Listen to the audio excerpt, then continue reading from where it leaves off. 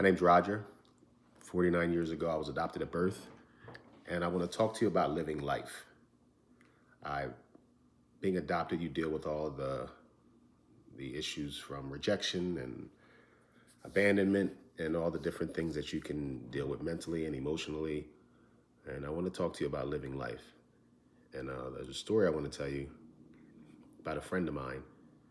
And if you listen, hopefully you can grab something out of it. So the beginning of May of this year, I went to go visit one of my best friends. He was more like a brother, Jason. Lived in El Paso, Texas. I had never been, so hopped on a plane and headed down to El Paso to check out my friend. So I get down there, and I hadn't seen him in a few months, and we were hanging out, and he's showing me around El Paso, the different restaurants. And it was kind of crazy because every restaurant we went to, it seemed like somebody knew him because Jason talked to everybody. He was a good guy. And so we just hung out.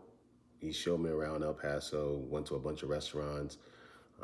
He worked as a caseworker, and he also worked for a church too.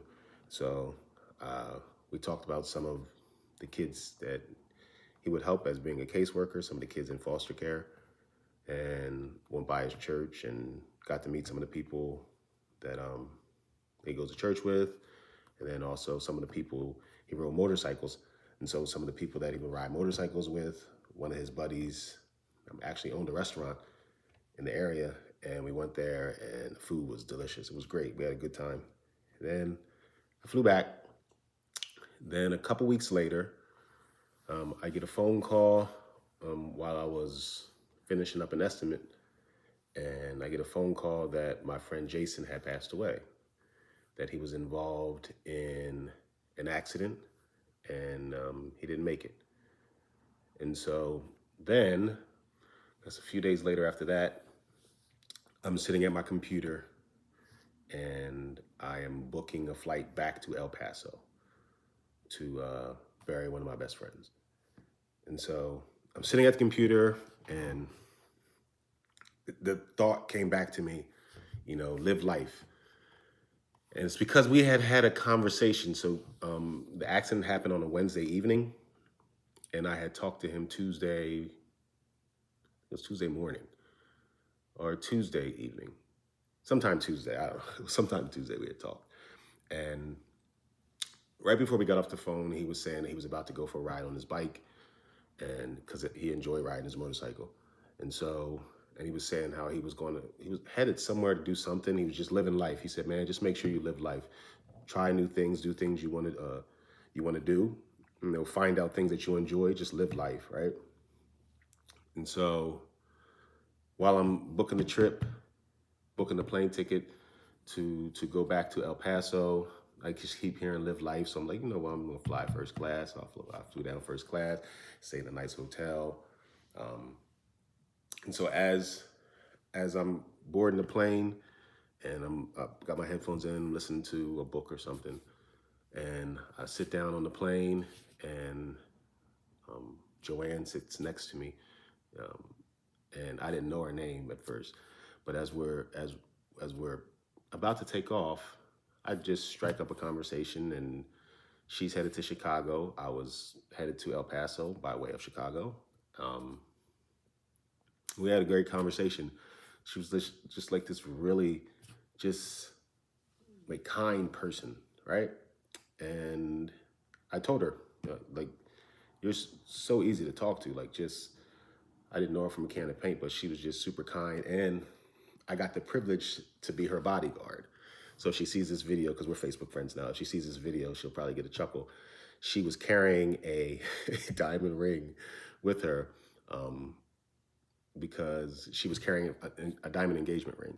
She was taking it to Chicago because, some kids were about to get, engaged. And so we talked about that some, and I told her I would be her bodyguard and I'll watch out for her to make sure she's okay.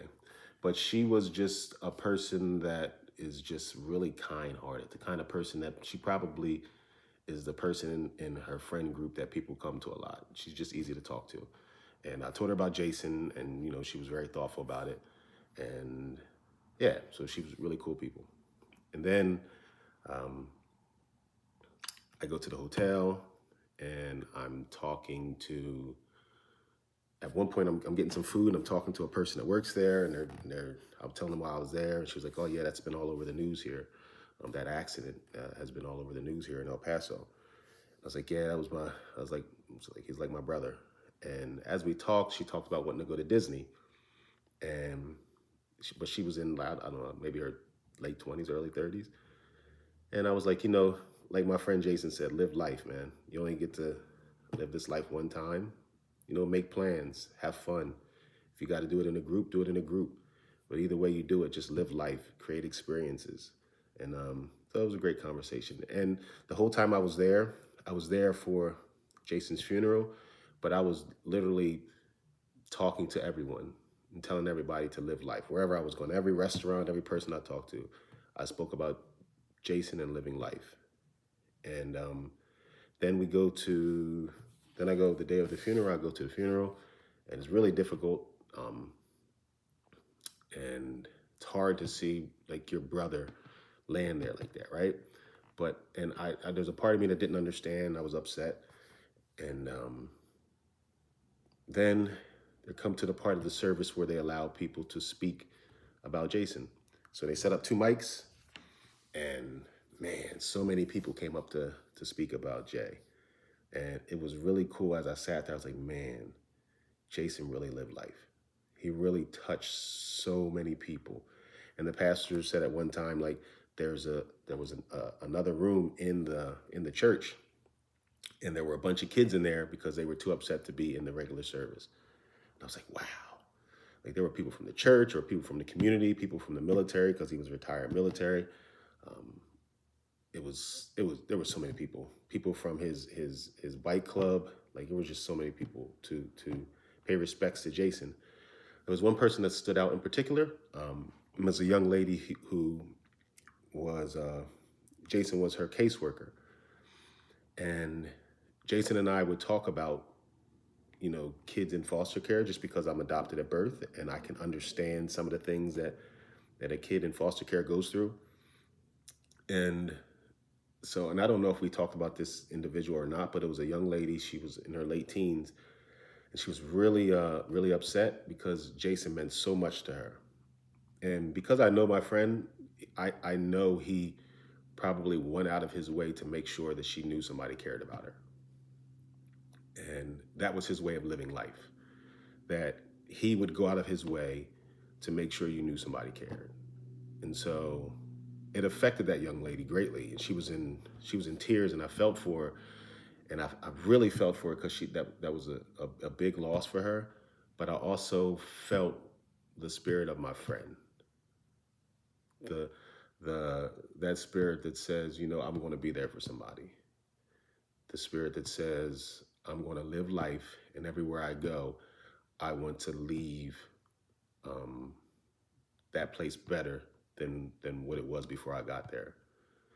And being in being adopted, and talking to people that have been in foster care, and sometimes you wish you had that family.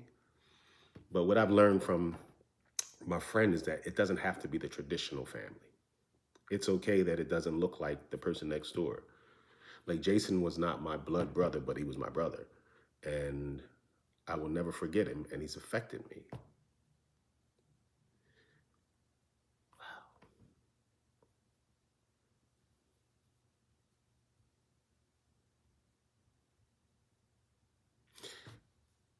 So live life, man.